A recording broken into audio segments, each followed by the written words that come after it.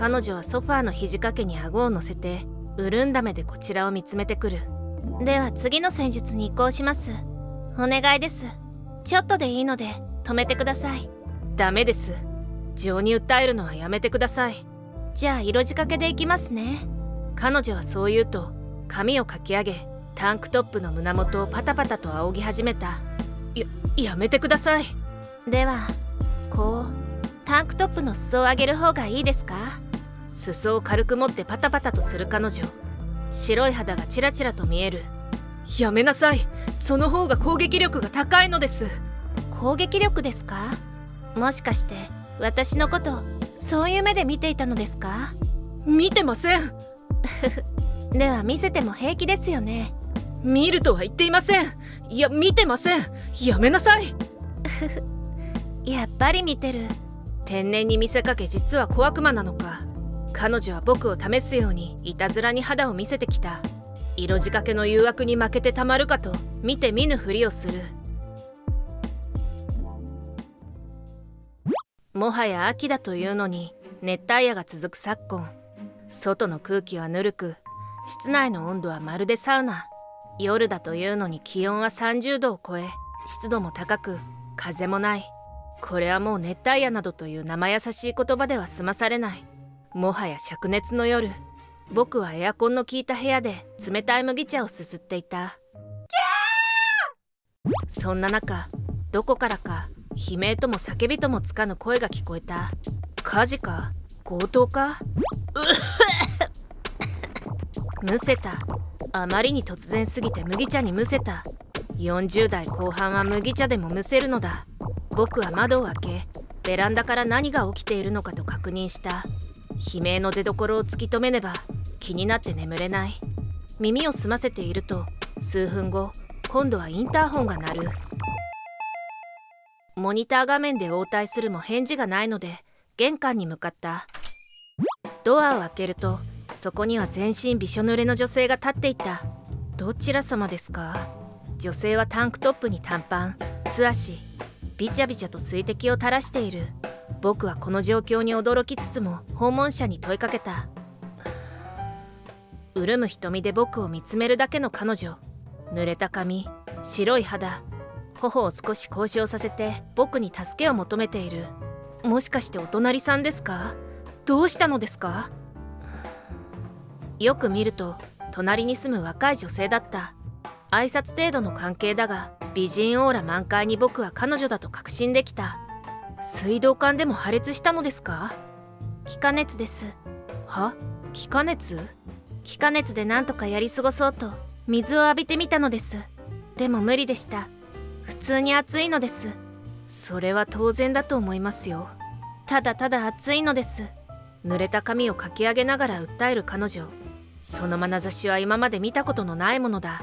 僕は苦笑いで一番気になっていることを聞いた。僕にどうしてほしいのだ。しかし、なぜ僕の家に来るのですか？涼みに来ました。冷たい風を求めて来たのです。勝手に部屋の中へ足を踏み入れてくる彼女。ちょっとあなた、何勝手に部屋へ上がろうとしているのです？だってエアコンがあるんですもの。神です。冷房こそ神です。神って何ですか？その口ぶりは崇拝に近いものがあった。ああ、涼しいです。エアコンの風は気持ちいいのです。これなら余裕で眠れそうです。ちょっとあなた、何勝手に部屋へ上がろうとしているのです？勝手に部屋に上がり込む彼女を僕は追いかける。少しでいいのです。少しだけここで寝かせていただければ嬉しいのです。彼女はエアコンの風を思い切り吸った後、ずかずかと僕のリビングに上がり込む。そしてソファーへダイブした。その勢いでソファーのクッションに水が染み込む。僕は頭を抱えた。やめてください。びしょ濡れで何をしてくれるのです。もう寝る気満々ではありませんか。はい、すでに夜ですから寝るだけなのです。そもそもなぜこんなことになったのですか？エアコンが壊れたのですか？それはですね、エアコンが急に沈黙したのです。うんともすんとも言いませんでした。うんともすんとも言わない？電源コードを抜き差ししてみましたか？はい、もちろんです。叩いてもみました。叩いたのですか？エアコンは叩いてどうにかなる精密機器ではありません。一刻を争う状況だったのです。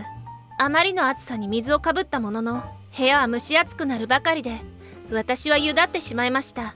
そりゃそうでしょうとも。床びちょびちょになっただけじゃないですか。はい。その上、部屋中にこもった熱気でサウナ化しました。さらに私は脱水症状を起こしそうでした。干からびかけました。それはプリミティブな戦いをなさっていたのですね。だからといって人の家に逃げ込むのは何か違う気がします。あのままでは私、地獄の部屋で干からびるしかなかったのです。濡れたままでは失礼ですので、タオルを1枚貸していただけませんか？今更ですか？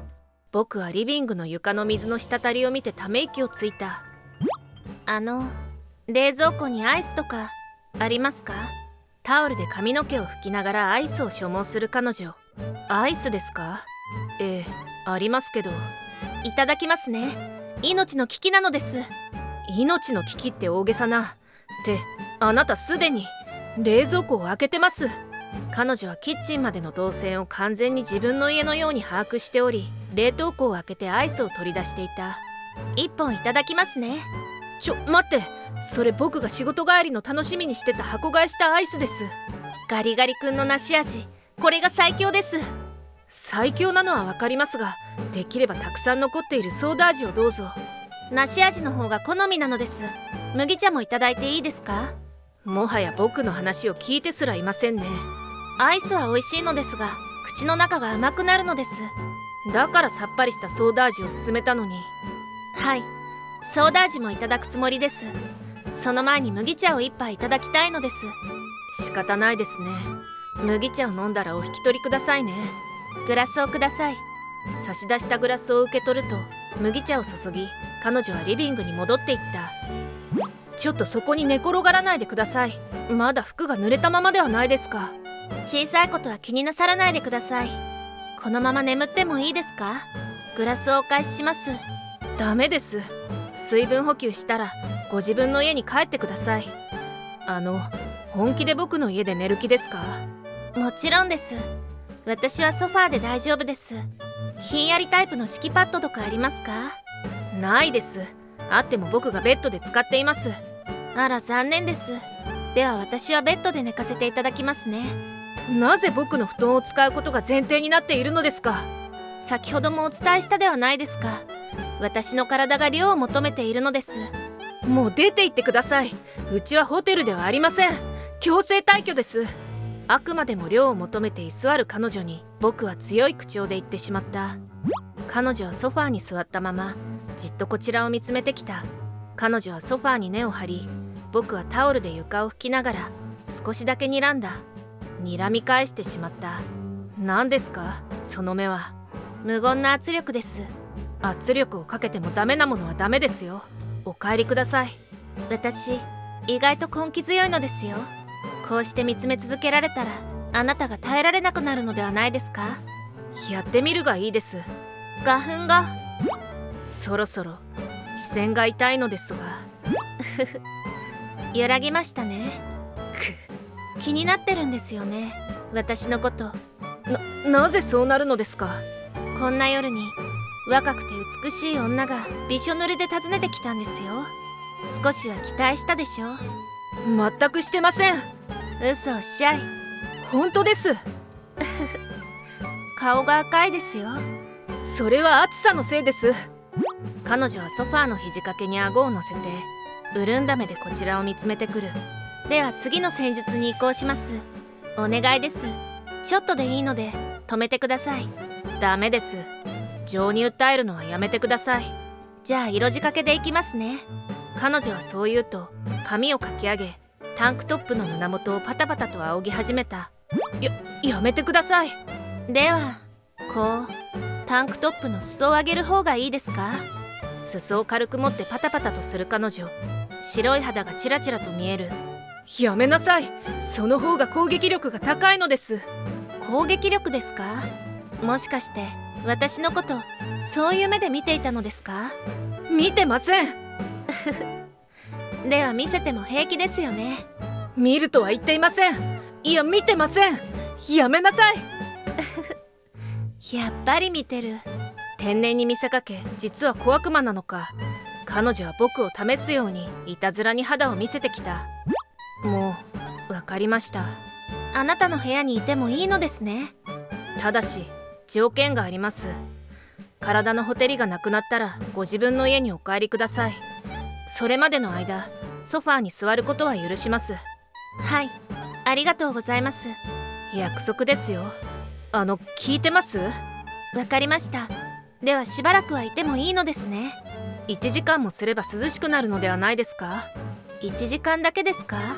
かなり短いのですが。1時間が僕の限界なのです。ではお言葉に甘えさせていただきます。その間アイスをもう1本いただきたいのですが、食べて涼しくなったら帰るつもりではいます。彼女の言葉を信じて僕はアイスを食べることを許した。もちろんソーダ味をだ。深夜2時、僕はふと目を覚まし、自分のベッドに誰かがいることに気づいた。驚き電気をつけるとさらに驚く。なぜあなたがここにいるのですか？帰ったんじゃないのですか？ソファーが硬かったのです。それにこの部屋の方が涼しくてつい来てしまったのです。約束が違うじゃないですか。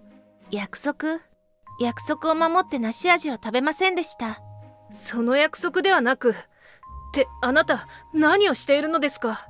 この枕カバーもひんやりタイプですね。ずるいのです。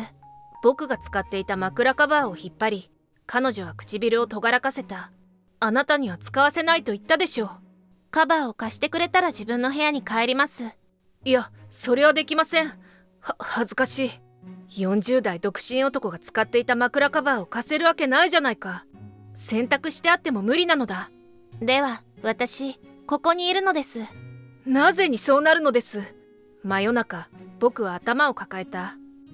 こうなったらもう引き返せません。今さら別々で寝ましょうなんて無理です。いや、無理ではありません。100歩譲りましょう。立ってすぐソファーに行ってください。ですからリビングよりもこっちの方が涼しいのです。はい、そもそもあなたはどうして人に迷惑をかけてそんなに堂々としていられるのです？正しいものが正しい場所にいるだけです。うちが正しい場所？この灼熱の世界において冷房のある部屋が正義です。つまり私は正しい場所を選んだのです。そしてこうなることは運命なのです。運命ってなんだよ。意地でもエアコンのある部屋にいたいのだな。もうこれははっきりと言わないといけない。ロマンチックな言葉でごまかすのは禁止です。